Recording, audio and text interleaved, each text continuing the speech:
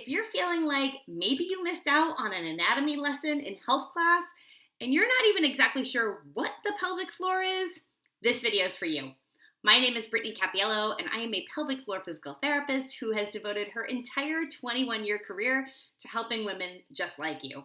So let's talk pelvic floor. How can you understand what a Kegel exercise is, why movement's important, how your diet influences your pelvic floor, and all the other things that come along with pelvic floor symptoms and pelvic floor diagnoses if you're not even sure what the pelvic floor is or how it works, right? We all potty train when we're young children, 2, 3 years old. We're not thinking about our pelvic floor.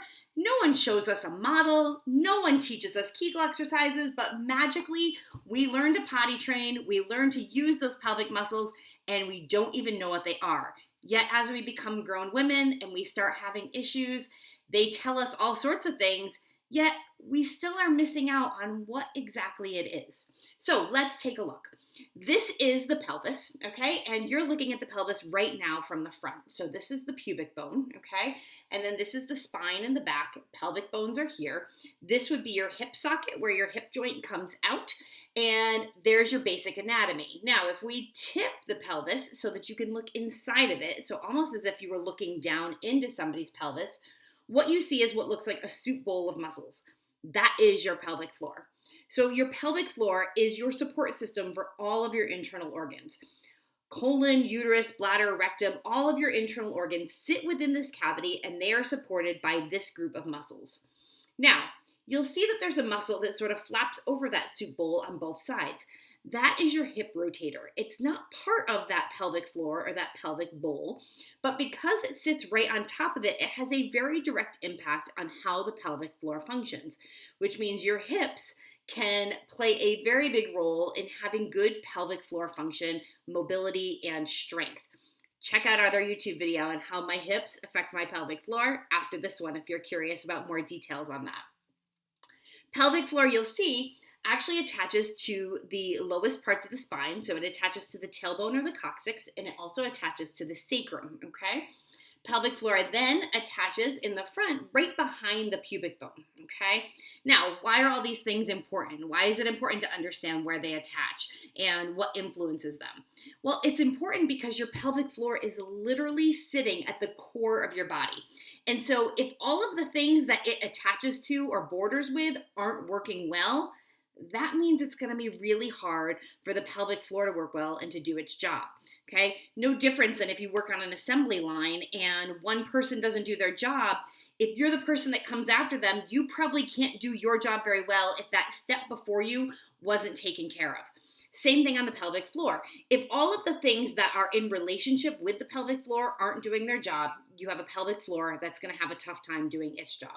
Now, I'm going to flip my model to make it a little easier to show you a little more about these muscles. So now I'm going to give you a new orientation. This is if somebody was lying on their back and you're looking up from their feet, okay? So they're lying on their spine. So this is that coccyx or tailbone. Here's your pubic bone, and your belly would be here. And again, here's your hip sockets, okay? So you can see that I have drawn lines on my pelvic floor, okay? And that's what I want to point out. So the cool thing about the pelvic floor is it's made up of multiple muscle groups. It gets referred to as one big muscle group, pelvic floor, or levator ani is another sort of technical term for it, but it's actually broken into multiple muscle groups. The cool thing about those muscle groups is that they actually have muscle fibers that all run in different directions. So that's what my arrows are pointing out. These pelvic floor muscle fibers run vertically, so front to back, from the pubic bone down towards the coccyx. These pelvic floor muscles, this lighter pink, they start running more sideways or lateral. And then these in the back run completely horizontal. They actually wrap around the pelvis, okay? The significance of that is that the pelvic floor muscle fibers that run front to back, they actually need your pelvis and your hips and your spine, everything that attaches to it, to move front to back in order to get this muscle group to contract and relax, which is how a muscle works and how a muscle gets strong. These muscle fibers here, they actually need your pelvis, hips, and spine to move side to side to get that part of the pelvic floor to contract and to relax. And then these ones in the back that wrap all the way around actually need rotation to get that part of the pelvic floor to contract and relax, which means that your pelvis has to be really mobile along with your spine and your hips in order to get those pelvic floor muscles contracting and relaxing. Now, there's also a fourth way that you can activate that pelvic floor. Each muscle group works individually, but they can also work as an entire unit, which is why they're often referred to as a unit of muscles. When you move vertical, up and down, whether that's squatting, lunging, sitting down in a chair, picking something up, when you move up and down, that entire bowl of muscles will contract and relax. So there's 4 ways to activate your pelvic floor: by moving front to back, by moving side to side, by moving with rotation, and by moving vertically up and down, okay? Now, most people I see are really good in the vertical up and down because we do a lot of vertical motion throughout our day. Squats, lunges, picking up laundry, emptying the dishwasher, all sorts of things that move us up and down. A lot of women had also heard about Kegel exercises. So a Kegel exercise is a vertical lift and relaxation of that entire pelvic bowl, okay? The part that I see most missed as a pelvic floor physical therapist is the breakdown and the fact that each of these muscle groups can also activate by themselves with different movement patterns. So I see a lot of women that are great activating the whole thing, but they're not great at breaking down the individual movements. They do a lot of things where they're bracing, they're holding, they're moving up and down, but their pelvis itself, other than moving vertically, doesn't get any of these other motions.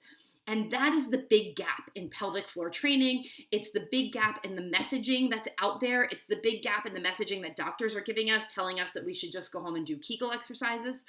So you'll hear, do Kegels, do them fast, do them slow. That's fantastic, right? We have to train our pelvic floor for endurance and for speed. So the quick, unexpected sneeze or the long hold until you get to your next exit when you can finally get to a bathroom, those are really important.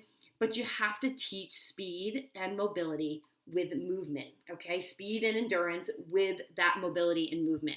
Otherwise, your pelvic floor can't contract and relax. Now, you might be thinking, well, I have a really tight pelvic floor, somebody told me, or my therapist or my doctor told me, or I have a looser, weaker pelvic floor. What does that sort of mean for me, okay? I want you to remember that these muscles are just muscles. They operate like every other muscle in your body. So I want to relate this to a muscle that is a little easier to sort of conceptualize and see, and one we're familiar with. So let's think about the bicep, okay? Now, if you want to get a strong bicep, you grab a dumbbell and you start curling weights, right? And so as you curl up, your bicep muscle will contract or shorten. As you curl down, your bicep muscle will relax and lengthen. And if you do repeated reps and sets, that muscle belly will contract and relax, and it will build up strength, okay? What happens as it's contracting and relaxing is blood flow is coming in there. So the muscle is not staying tight and contracted. It's not staying loose and floppy, okay? It's going through this cycle of contract, relax, contract, relax. It brings in blood flow, keeps a muscle from getting tight, also brings in blood flow, and as it works those muscles in a pumping action, they get stronger. Pelvic floor works the same exact way. It's just that it's up inside of us and we don't sort of think about it very often, right? So because the fibers run in their different directions, as you move your pelvis front to back, that part of the pelvic floor contracts and relaxes just like your bicep does. As you move side to side, that part contracts and relaxes just like your bicep does. As you rotate, that back part of the muscles contract and relax, just like your bicep. And as you move up and down, you got it. That muscle contracts and relaxes. So movement is a really key piece to pelvic floor training.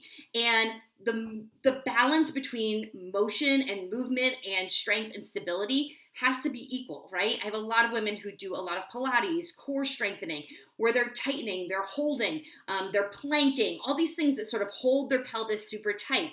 That's not bad unless you forget that you also have to be able to move your pelvis. And that's what I see a lot of times when I'm working with women one-on-one, is that their ability to brace and hold and contract is really good.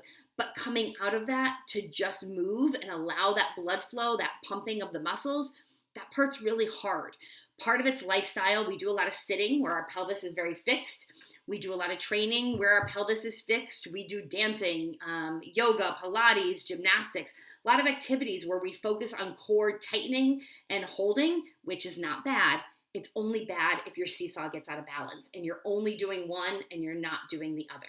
So it's why movement is super important to pelvic floor function, and not just any movement. Movement that specifically engages those pelvic floor muscles in all of the planes of motion. If you want to learn more about what movements are right for your pelvic floor to stop bladder leaks, to stop prolapse symptoms, to stop pelvic pain, check out more videos on our YouTube channel or check out our online program with over hundreds of workouts specific for your pelvic floor and meant for the busy woman, busy mom, 5 minutes to 40 minutes long, depending what you can fit in your day. Check us out at mycorefloor.com.